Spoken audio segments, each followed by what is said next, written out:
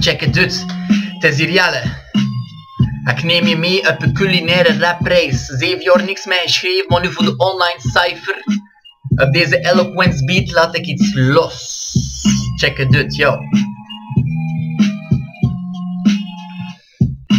Ondertussen staat niet een rappertje schiet uit de grond. Maar ook kijkt kaf van het korentje haren is de oog straks gezond. Stevige kadet moet dat je jaren van Frans sprak. Water vloeit uit mijn mond, zo hot de boerenbond direct failliet. Vette shit is verre van verzadigd. Nutritief, puur natuur en een vettige buitersausen. Mijn cijfers hebben hier letters als Chinese alfabetten. Probeer je niet te imiteren, begin je bent te trekken. Want Jelle zet de te felle karels op hun de plekken. Mix de ingrediënten dopen, gekker krijg je nood als stekkers. En stop contact met rijms, die krachten, maar vooral lekker. Zet je en ontdek het, zijn de smaken uit het westen. Juist te boven zeeniveau, maar de waarde is de beste. Massa zogen op de ladder, verre van de resten. Niet omdat ze er niet werken, maar het is niet met ziel en hart. Ik zijn zelfs zonder beats. Zult hier nog blijven kletsen, keer nog saberen, nog derde achterlang het overdreven. Je had die toren van die scheve shit dat ik schreef. Dus ik heb goed van zot te doen zonder zachte zin. Met teksten sla je buiten westen, like als flash min. Sticht direct naar je kop, het is niet echte hip-hop. Je bent weg met je zaam, maar slecht hoe je niet kom. Ja sorry bij mijn kost, slechts zwaar op de maag, want ik kom me niet aan trek. Lekker klop op je trappen, maar zet er niet bij in. Het is hier al peace en love. Respect voor iedereen die overeen komt met elkaar. Het is toch wel een plekken van te maken maakt je kost. Ooit op het zesde bord kunt eten, hij beter resultaat. Maar zijn niet verbeterd,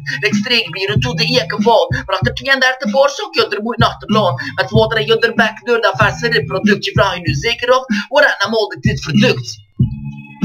Iedereen. Ciao.